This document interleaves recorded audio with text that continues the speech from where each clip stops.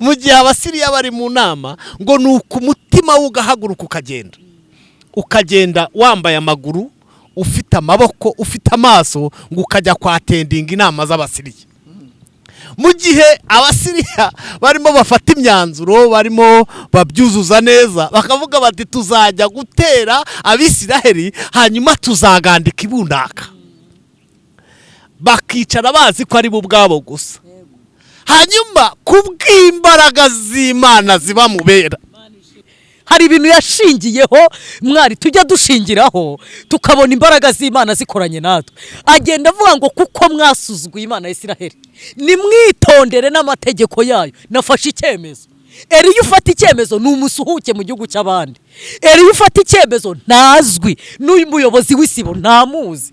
Iyo ufashe icyemezo nuwahe avuka he akomoka he, yaje igihugu arimo yakijemo kukagiza ibyo ahunga, yahunze inzara, yahunze ibyamwirukansaga, yahunze byinshi, none hageze kubw'imbaraga ni umusuhuke. Eliya ntabwo imbaraga zikorera muri wa zisize iwabo, ntabwo zisize ahavuka, ahubwo zigendanye nawe. Imbaraga z'Imana zikorera mu bera, kubw'imbaraga z'Imana dufite tuzabaho no mu rupfu.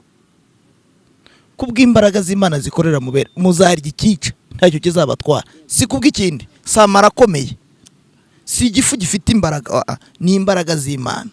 Kubw'imbaraga z'Imana zikorera mu bera zizabarinda no guseba. Kubw'imbaraga z'Imana zivuguruza iby'isi yose yavuze, isi igateranira ugasigara uri wenyine, isi ikaguteranyiriraho. Imbaraga z'Imana zikorera mu bera kuko ati nzabaho.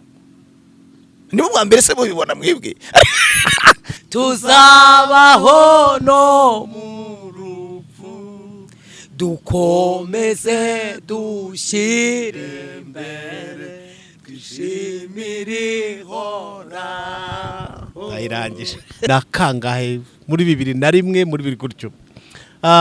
Nakoze muri Sakirwa muri Sakirwa, abo twakoranye muri Sakirwa bazadukurikirana ndabasuje mu izina rya Yesu. Twari nzahare duhebwa 150 ku munsi kandi tugakora twishimye nta kibazo. Noneho umunsi umwe turageragezwa bashaka gutestinga agakisa kaba muri Alex, bagira ibyago bantestinga ndi mu kazi ariko ndi no mu yine, urumva nuzuye imbaraga. Bahera kuri mugenzi wanjye umwe bamutera amasabune kugira ngo barebe inyifato ye n'agakiza, barakagerageza. Barangije bamukubise isabune mu gutwi, yarahagurutse arabwira ati ngiye ibyo bintu nago nabi akora ibintu bikomeye. Abo twari kumwe muri Sakirwa barabyibuka, hari mu mugoroba twari twakoze ijoro. Hanyuma mu kanya gatoya bati twakuvumbuye, bati reka tugerageze na Alex. Sinzibagirwa uwo munsi bangerageje ndi mu bihimbano, nari nahibye indirimbo y'ibitero 7. Murakoze cyane abakurikiye Izabisoza TV, tubahaye ikaze muri uyu mwanya. Bari mu ntara y'Iburasirazuba, Iburengerazuba, Majyepfo n'Abanyaruguru ndetse n'intara ya 5 uyu mujyi wa Kigali. Twibutse ko habaho ni ya 6 y'aba diaspora. Mwese tubahaye ikaze kuri kamera za Izabisoza TV. Ngewe ni Pastor Alex Sindayigaya, turi kumwe n'abatumirwa twabatumiriye. Reka tubanze uyu mukobwa ngira ngo tumuhinda ya bukuru.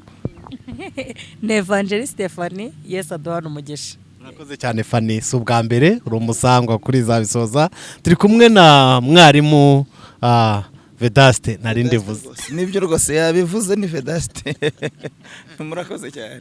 Ego turabushimiye cyane. Nawe si umushyitsi kuri Izabisoza TV, bose nabasangwa. Ubanza ari njye udakunda kugaragara nk'umunyamakuru ariko uyu munsi naje nk'umunyamakuru. Turi kumwe muri iki kiganiro twahaye intego ivuga ngo imbaraga z'Imana zikorera mu bera. Nicyo kiganiro tugiye kuganira muri uyu mwanya. Kuba dukurikiye tubahaye ikaze, kandi Imana yo mu ijuru ibahishurire muri iki kiganiro tugiye gukora. Tugiye kuganira ku ijambo rivuga ngo imbaraga z'Imana zikorera mu bera. Nibwira ko mwese muri abahanuzi, ndabazi urabana b'abahanuzi. Nibwira ko intorezo mutarayitakaza mu mazi, muracyayifite. Imana ishimwe cyane. Imana ishimwe cyane.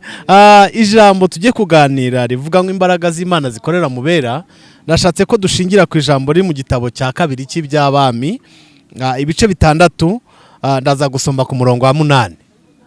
Ku murongo wa 8 haravuga ngo muri iyo minsi umwami w'Isiriya yarwanaga n'Abisiraheli, maze ajya inama n'abagaragu be, aravuga ati ibunaka niho hazaba urugerero rwanjye. Murongo w'9.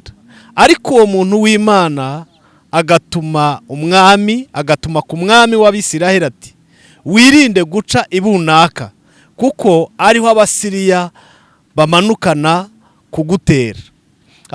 Abadukurikiye bazisomera n'ahandi hepfo cyane nashaka kugira ngo twumve iri jambo rivuga ngo imbaraga z'Imana zikorera mu bera. Nishimiye ko tuganira kuri iri jambo kandi tukariganira n'abakozi b'Imana bazi imbaraga z'Imana n'abandi badukurikiye. Muri iri jambo twabonyemo Abasiriya n'umwami w'Abasiriya, harimo n'umukozi w'Imana cyangwa n'umuntu w'Imana witwaga Elisa. Elisa yari afite imbaraga z'Imana zimukoreramo. Izi mbaraga zakoreraga muri Elisa ngo zatumaga umutima we ugira amaguru n'amaboko n'amaso. Mu gihe Abasiriya bari mu nama, haleluya, mu gihe Abasiriya bari mu nama, ngo nuko umutima we ugahaguruka ukagenda wambaye amaguru, ufite amaboko, ufite amaso, ngo ukajya kwatendinga inama z'Abasiriya. Mu gihe Abasiriya barimo bafata imyanzuro, barimo babyuzuza neza, bakavuga bati tuzajya gutera Abisiraheli, hanyuma tuzagandika ibunaka. Bakicara bazi ko ari bo ubwabo gusa. Hanyuma kubw'imbaraga z'Imana ziba mu bera, Elisa umutima we ukaba watendinze inama, agahita aza akajya kubwira umwami w'Abisiraheli akamubwira inama akayatendinga kubw'imbaraga z'Imana zikoreramo. Kubw'imbaraga z'Imana zidukoreramo tujya dushwanyaguza ibitekererezwa mu mitima y'abantu tudahari, tujya tugamburuza inama abantu baremye. Haleluya, haleluya, haleluya. Kubw'imbaraga z'Imana zidukoreramo hari ibintu twatendinga, abantu bakatugambanira, umutima wabyatendinze, watenziza izo nama z'abatugambanira, hanyuma ngo tugafata miri ibitekerezo n'ibitekererezwa mu mitima y'abantu tukabizana kubw'imbaraga z'Imana zidukorera. Haleluya. Ariko ndashaka ko tuvuga imbaraga z'Imana zikorera mu bera, abantu bongerera bagira Imana icyizere. Ndaza kubigarukaho, reka njye hano hepfo gatoya. Imbaraga z'Imana zikorera mu bera wazivugaho iki? Burakoze cyane mushumba, cyane ko uranazivuze, nge numva nahita nihagurukira naba nko ku mazi. Imbaraga z'Imana zikorera mu bera kandi n'uyu munsi ziracyakora. Tutaza gutanga ingero kwa ba Eliya no kwa ba Elisa ngo bagire ngo uyu munsi zarangiranye nabo. Oya, n'uyu munsi ziracyahari kandi zikorana natwe, zikorera muri twebwe. Sibyo budadi? Ubwo dukorana nayo. Dukora muri ofisi. Hari ibintu abantu batumva neza. Ubwo dukorana nayo muri ofisi. Muri iyo ofisi dukoranamo nayo hari ibintu tujya twanzura itarabyanzura. Hanyuma bitewe nuko dukorana nayo, biravuze ngo Imana iricara tukicarana nayo mu kazi tugakora, tuba muri ofisi imwe. Hari ibintu dusinya, nicyo cyatumye Eliya bisinya. Eliya ndabakoresha ikiganiro gute ko mbona bitari bucomokere. Eliya umva, Eliya igihe kimwe yaragiye abantu bigiza akaraha kajya he ngo ibigirwamana biratanga imvura, kuko yakoranaga nayo ahita asinya aranabyanzura, aravuga ngo uhereye none imvura ntizagwa kugeza igihe zabitegekera. none ntiyanavuga ko ari Imana izabitegekera. Oya Neriya yazabitegekera. Uhagaritse ni nanjye uzayitegekera. Imana iraza kuko izi ko bakorana irabikonfirima. Iravuga ngo mwana wanjye kuko wabishyizeho ukaba wabiremye nanjye ndabishyigikiye. Imvura ngarayijyana.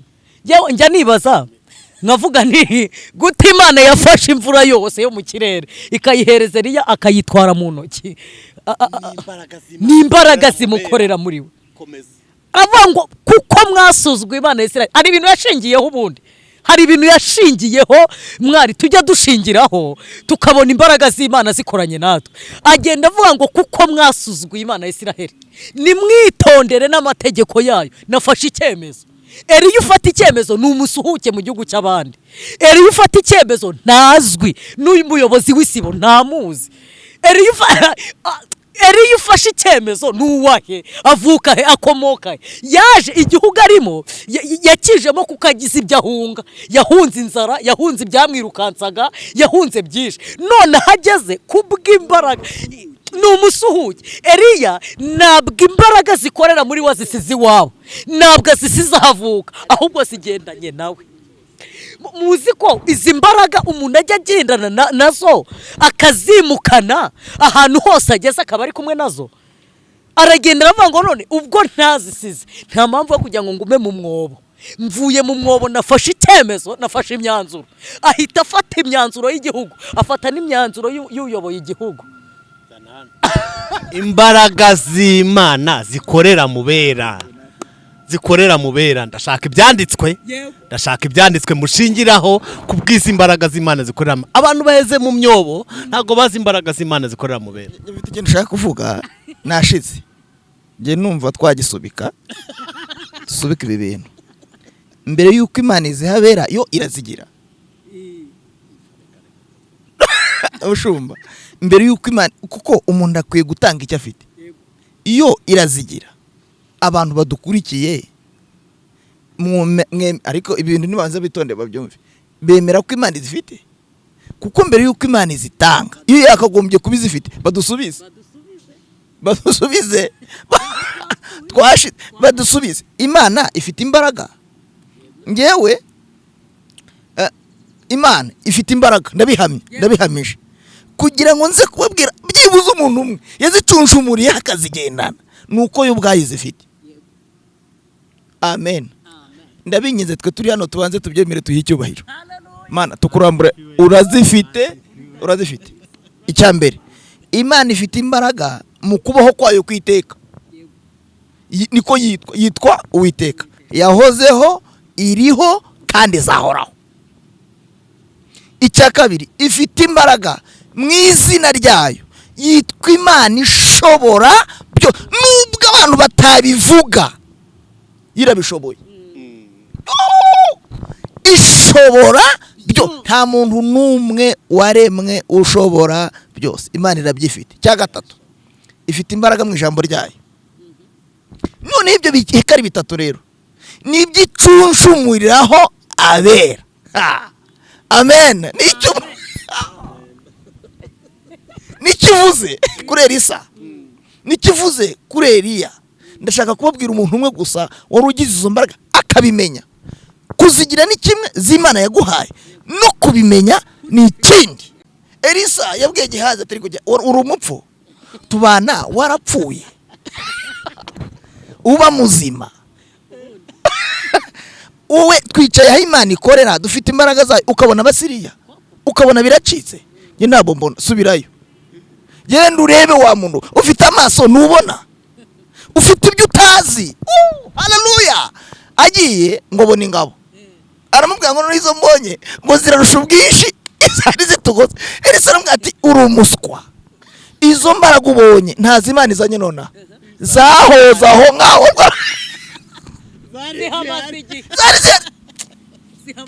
Zahabaye mbere yuko tuhaba. Abanyandege bagira ngo zishaka kanya. No. Zahoza aho zicaye zirahunga kuko nayo yarahahoze.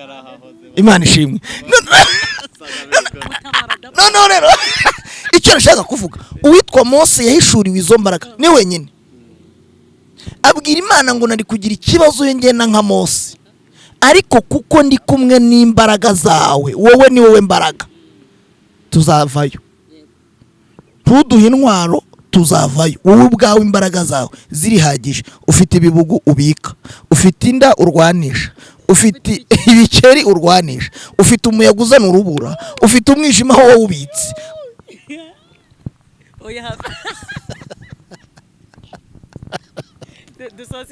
imbaraga z'Imana zikorera mu bera. Impamvu twatekereje iki kiganiro turagira ngo abantu ubwo babushire. Ujya kubona ukabona umuserebanya uramanutse wikubise hasi umuntu akiruka ngo mu izina rya Yesu ngo abadayimoni ngo banteye. Ukubita hariya hirya ukumva umuntu niba agize akantu atsikiyeho mu mugongo ngo amahembe ngo aje yiruka. Abantu bose bamenye amahembe n'umwana mutoya w'amahembe. Mbere yo kugira ngo tuvuge izi mbaraga, mbere yo kugira ngo tuvuge ibyo bintu, nitubanze tumenye imbaraga z'Imana zikorera mu bera. Haleluya. Imbaraga z'Imana zikorera mu bera ntabwo ari zitinyi baba.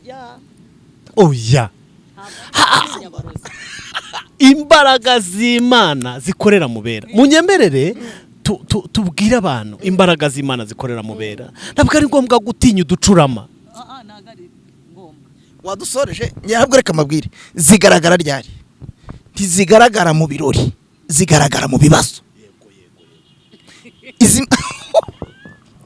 ntabwo zishobora kugaragara uri kurya ziragaragara wabibuze bakigukunze ntizihari ziragaragara bakwanze. Amen. Ukiri mu kazi ugira ngo nibisanzwe ni diplome nuko wize no nigahagarare kandi ubeho. Abantu bakigufana ntiziboneka niba kwange bakujugunye zizagusanga aho ngaho. Imbaraga z'Imana zikorera mu bera mu gihe cy'akaga. Niyo mpamvu Satani agomba guhaguruka turabyemera ibibazo bikaza turabyemera ariko uyu uri mu mbaraga z'Imana zikorera mu bera ijambo rya mbere bazakurwanya ariko ntibazagushobora. Imbaraga z'Imana zikorera mu bera. Twakire Fani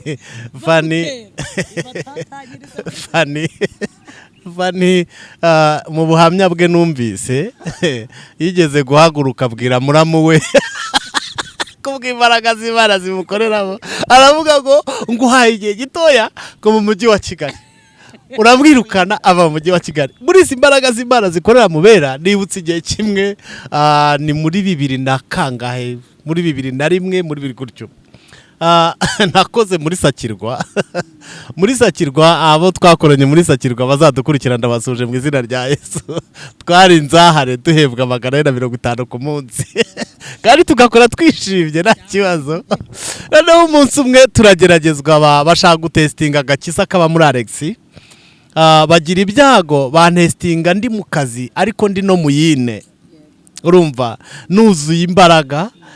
Bahera kuri mugenzi wanjye umwe bamutera amasabune kugira ngo barebe inyifato ye n'agakiza barakagerageza.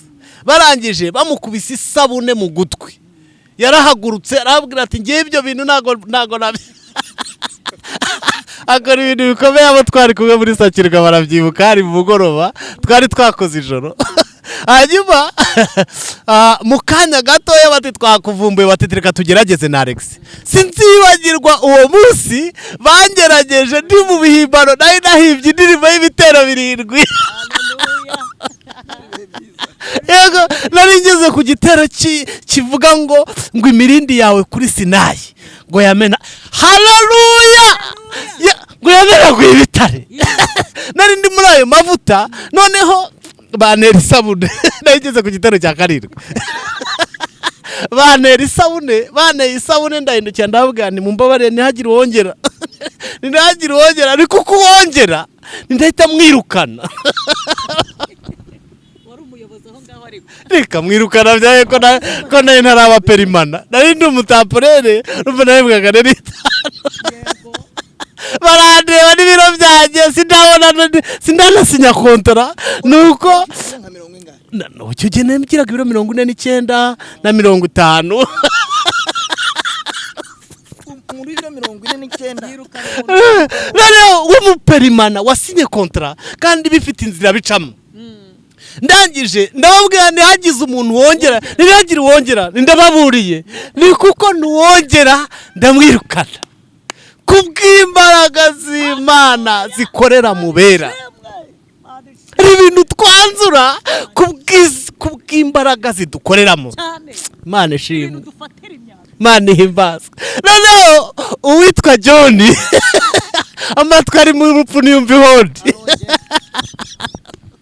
uwitwa John ibi ndabivugira kuri kamera barabizi twari turi muri timu yakoze uwitwa John arangije abirengaho anera isabune aneye isabune ndahagarara ndababwira ntuhereye none ndakwirukanye mu ruganda rwa Sakirwa ntuzarugarukamo ukundi abantu baraseka babigira ibikino barangije uwo munsi iryo joro riracya John arataha atashye afatwa n'uburwayi nasenze Imana imbore napfe kubw'imbaraga zidukorera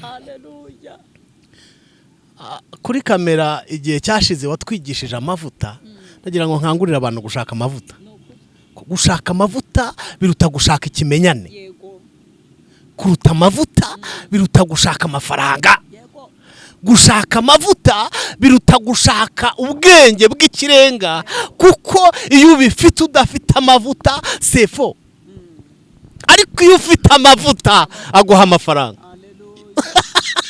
iyo ufite amavuta aguha icyubahiro abantu baharanira hari umuntu twigeze kubana akajya abwira abantu ngo ariko kuki umugabo wanjye mumwita dadi ngo ngene mugite babi because amavuta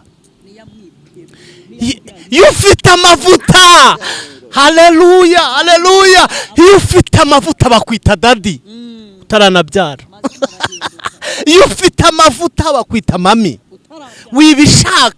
wibishaka nta kintu kirimo John ndamwirukana buke aragenda ararwara amaze kurwara yibagirwa kujya kwa muganga agura imiti muri farumasi aragumya ararwara iminsi irashira John ntiyaza ku kazi igihe kiza kugera John arahembuka aza mu kazi akigera ku kazi twari dufite umukoresha w'umuhinde yitwaga Singasinga akibona John ayigutse hariya arabaza guhamagaye unavuga ngo nari nararwaye aravuga ngo genda urebe chef d'episoderi ngo umuhe ibyangombwa by'uko warwaye ageze arabibura ntabwo yari yaratse repo medicale arangije uwo munsi John baramwirukanye ntiyongeye kugaruka muri Sakirwa ukundi kubw'imbaraga z'Imana zidukoreramo nari namwirukanye nijoro namwirukanye namuhaye mizapiye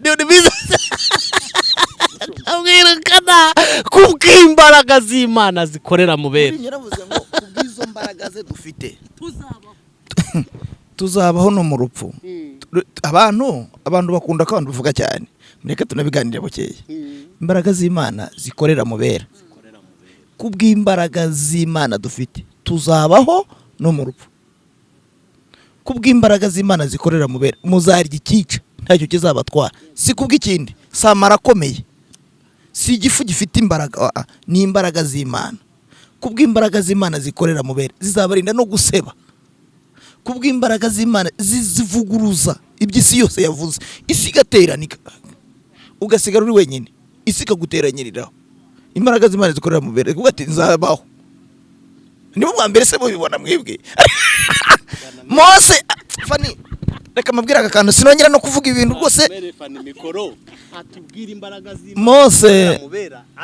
Mose yaravuze mwihagararire nta mana bimubwiye Uwiteka ribazanira bariya batipe bari n'ubwa nyuma igihombo bagize uwo munsi n'ikipe yabo y'amaguru iratsindwa Djibouti iratsindwa imbaraga z'Imana zikorera mu bera turifuza ko umuntu wese azumva kandi turifuza ko umuntu wese abimenya ko zihari. Uriwe wese menya ko hari imbaraga z'Imana zikorera mu bera, kandi izo mbaraga umuntu wese wizeye Kristo arazifite. Aricyo umushumba yababwiraga ngo ntago dukwiriye gutinya imiserebanya. Biratangaje kubona umunyamasengesho, umunyamasezerano, mubwire yimuka umurozi ngo umurozi yamuzengereje, akimuka akagurisha ibye kuri makeya, ukagira ngo hari ideni afite, ariko ugasanga yahahamutse ati iri joro ntabwo riri buki, abarozi bamereye nabi. Ntabwo uramenya imbaraga zigukoreramo. Wowe ubwawe ubashije gusobanukirwa imbaraga zikorera mu bizera, zigukoreramo, wahagarara umurozi akiyimura kubw'iki? Kubw'imbaraga zikorera muri wowe. Yesu ashimwe. Bazaterana ariko si jyewe uzabateranyije. Kuvuga ngo imbaraga zikorera mu bera zituma baterana zikabareka, bakakwigaho zikabihorera, ariko za mbaraga zikabatatanya nta mwanzuro bafashe. Bakanyura mu nzira imwe bagutera, bahuje umugambi. Za mbaraga zikorera mu bera zikabatatanyiriza muri zirindwi.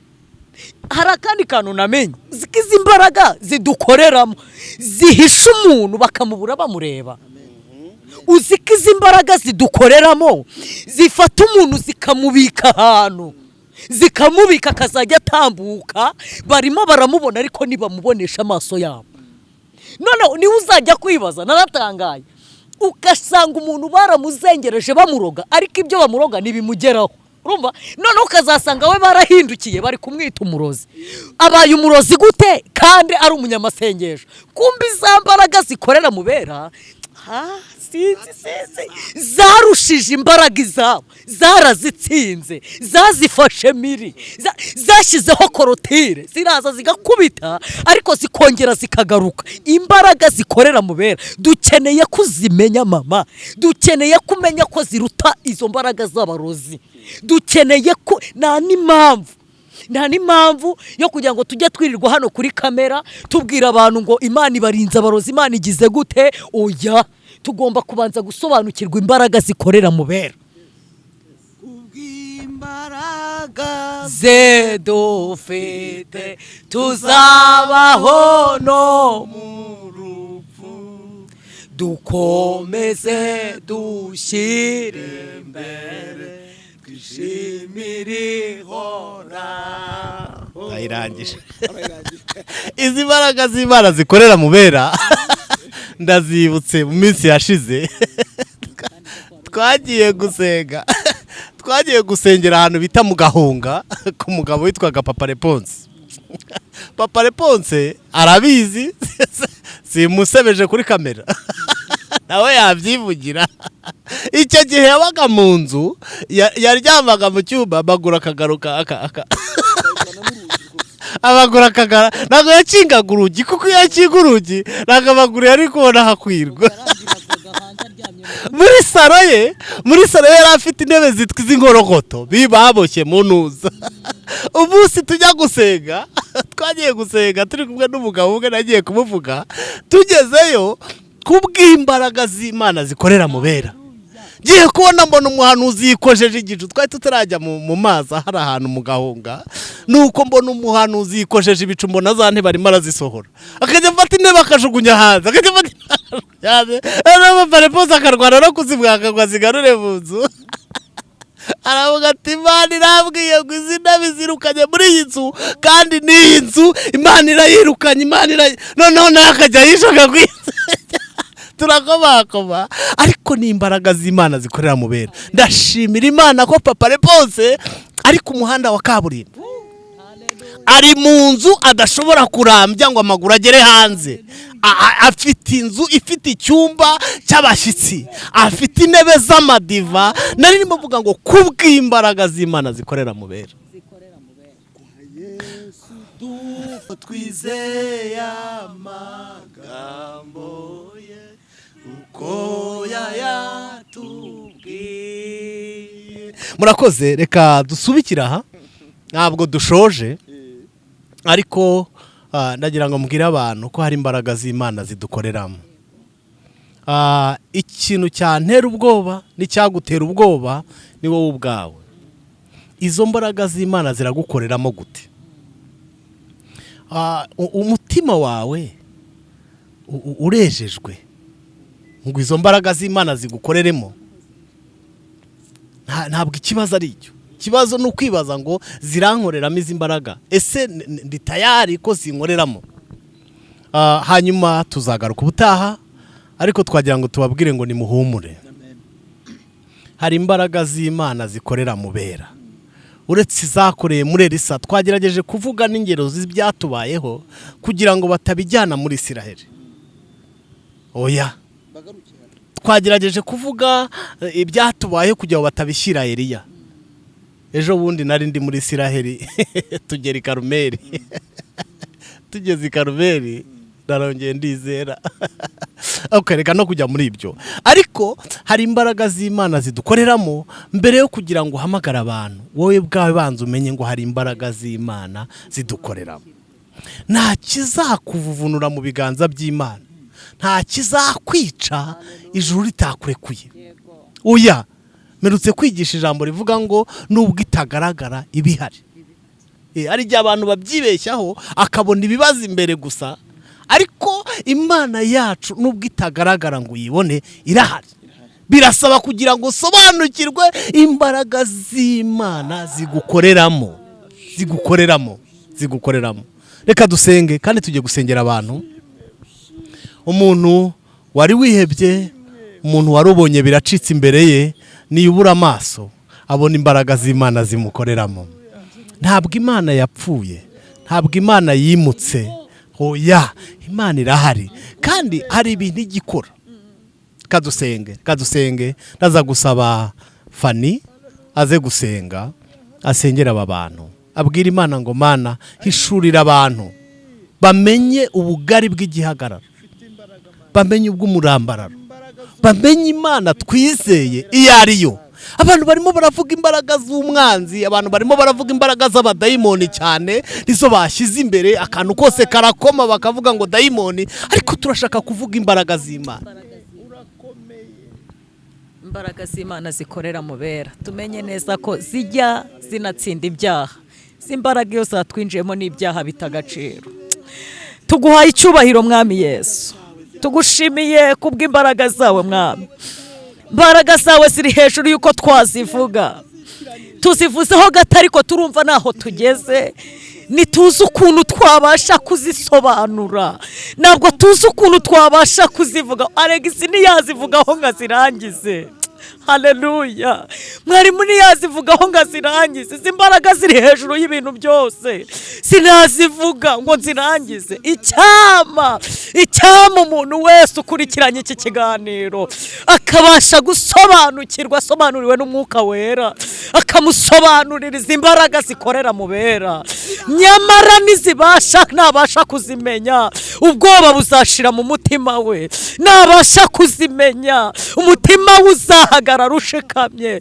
Nahagarara ko akazimenya, azamenya ko izi mbaraga ziboneka mu bibazo, zikaboneka mu ntambara, zikaboneka mu bitagaragara. Izi mbaraga zijya ziboneka. Natwe uko turi abagabo bo kubihamya, izi mbaraga twarazibonye. Izi mbaraga twarazibonye ziduhembura. Dutangarije umuntu wese udukurikiye kugira ngo izi mbaraga zongere zimugereho bundi bushya. Izi mbaraga zongere zimuhagurutse aho yarari. Izi mbaraga zongere zimumara ubwoba. Izi mbaraga zongere zimukoreremo bundi bushya. Urakoze Mwami Yesu, urakoze kuje kutwihishurira, abantu we bakarushaho kukumenya no kukwizera mu izina rya Yesu Kristo.